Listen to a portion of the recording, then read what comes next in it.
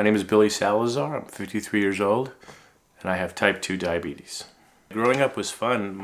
Both my parents, because they came from a whole different country, have always been very, very adventurous. Both of them have always been not afraid of trying something new, trying something different. So growing up in Los Angeles was wonderful. Had a great neighborhood where we grew up before we moved to Altaloma, but in LA it was fun. I had a lot of friends. I remember just going on these long road trips to Yosemite, taking day trips to Knott's Berry Farm or Disneyland. It was a great childhood. When did you guys meet? We met in the summer of 1988. He was funny. He was a character. Adventurous, active. He was definitely thinner and in shape, I guess, yeah. So my father had diabetes. He was diagnosed in his 30s. I guess at the time, it didn't faze me or matter too much, quite candidly, that he wasn't taking care of himself.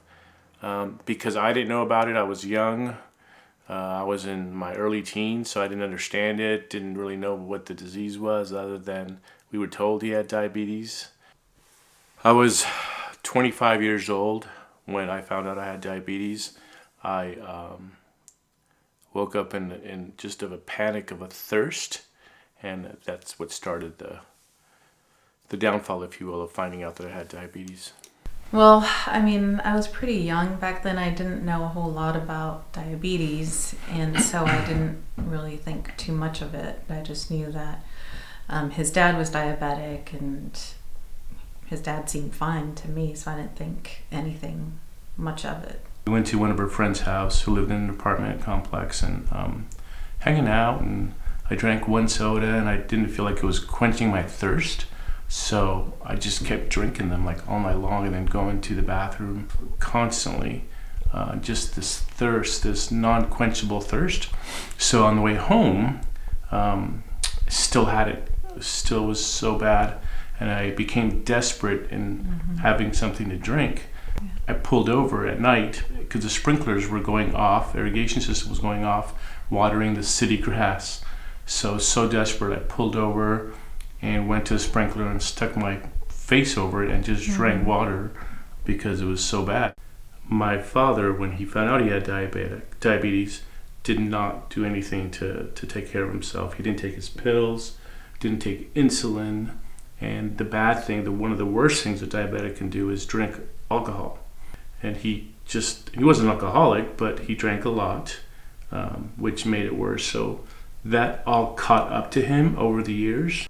It didn't faze me till later on in life when I started seeing his health just deteriorate rapidly.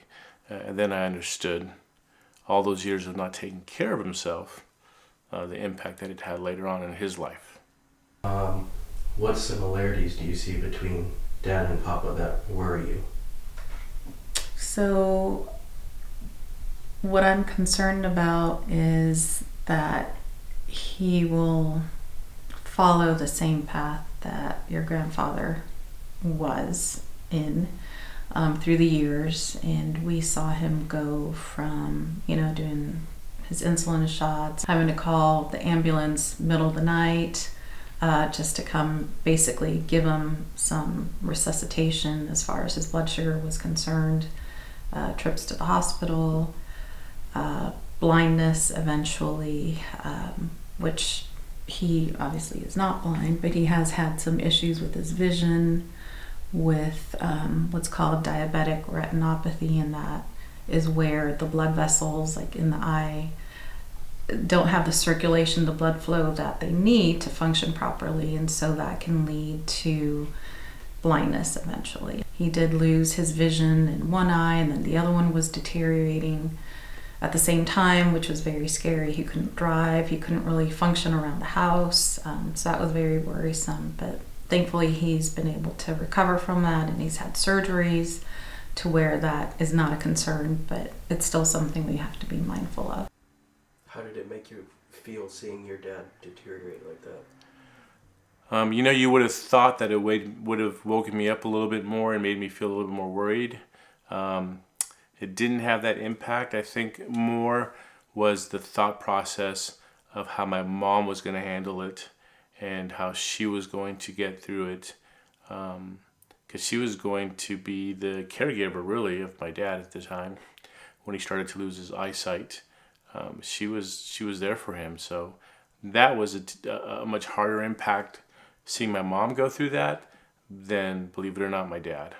So did you feel angry at Papa for him putting Nita through that, making her take care of him? Later on in life, after he was blind for 20 years, I think towards the end of his life, I became a little bitter towards him because of those 20 years that my mom once again had to really be his caregiver, had to be his eyes for him, his hands at times, his voice at times. Had to run errands for him, things that he couldn't do, she would have to do. Watching my mom go through that was sometimes hard because she was tired. She was tired. Do you see any similarities between Nita and Mom?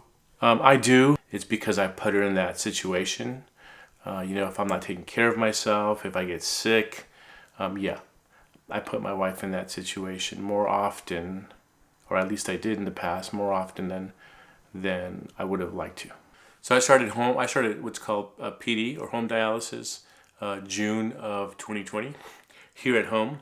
I love it. It's much easier. It's less evasive on the body as well than doing insulin dialysis. It is a process.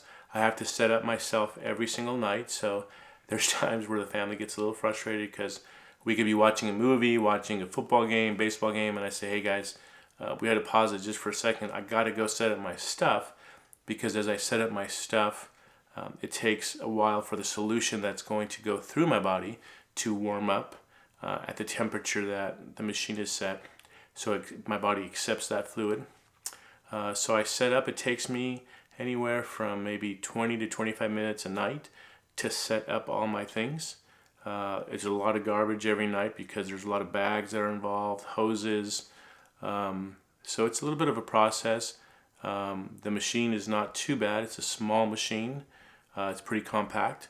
I could travel as I do with work and family, so I can take all that with me. So he's had 3 serious episodes, having to be hospitalized and thinking, is this it? And the first 2 times I was scared, I was worried, but then I felt like I had to be strong for everyone and strong in my faith as well. And he recovered well. It wasn't smooth, but he recovered well. And then this last time, which was in October, when I got the phone call at work that I needed to head to the emergency department because he'd had a heart attack and they'd had to resuscitate him and do full CPR and shock him twice. I was really worried, but I kept thinking, it's probably going to be like the other times. It'll be a hospital stay, ICU stay. This will probably be the 3rd time. But when the nurse told me that it was touch and go, that's when I lost it. And heading over to the hospital, my mind was flooded and thinking, this can't be it. I can't lose him. What am I going to do? What are my kids going to do? And then when I got to the hospital and he seemed fine, but then all of a sudden he turned to the doctors and was saying, why do my lips feel numb? And, my leg feels numb, it's tingling. And then right in front of my eyes, I saw him have another heart attack. And that's when I thought that was it. And I'd never felt it so strongly as at that moment. And that was the scariest thing that I had ever seen, other than you and the seizure, and this one topped it off. And thankfully, he's recovered well after a long hospital stay and at rehab. But that was truly the moment that I thought that was it. The first person that I looked for in the room was your mom. And I saw her, and then this immediate peace came over me, just knowing that my wife was there. I don't know how to explain it. And it scared me, but I never felt like my life was over. I can't tell you how many times over the years I've sat or laid in bed and told myself, man, if I could just go back and do it over again, I would not go through any of this stuff. And you still, talking to myself, you still made a lot of mistakes, knowing you had a wife and 3 kids responsibility. I look at you, I think, okay, he's 23. If he could just look at my life and say, okay, I got to cut the sodas out. I know you drink a lot of soda. I know you say, oh, but I worked out. But just the way I finally looked at it was every time I have a soda, it takes 1 day away from me in my life. That's the way I look at it now. So my worry for you is cut the soda out, watch your intake on sugar, look at my life and what I've gone through. And I really hope that you take into account what I've been through and you can change your life because you're still young enough. You could avoid all those things. You can avoid eye surgeries and hospital stays and heart attacks and dialysis and everything if you just look at my life and say, all right, I am not going to do that. I'm not going to go down that road. Hey, Dad. You want it? See? Hi, Dad. You want to get this in, okay?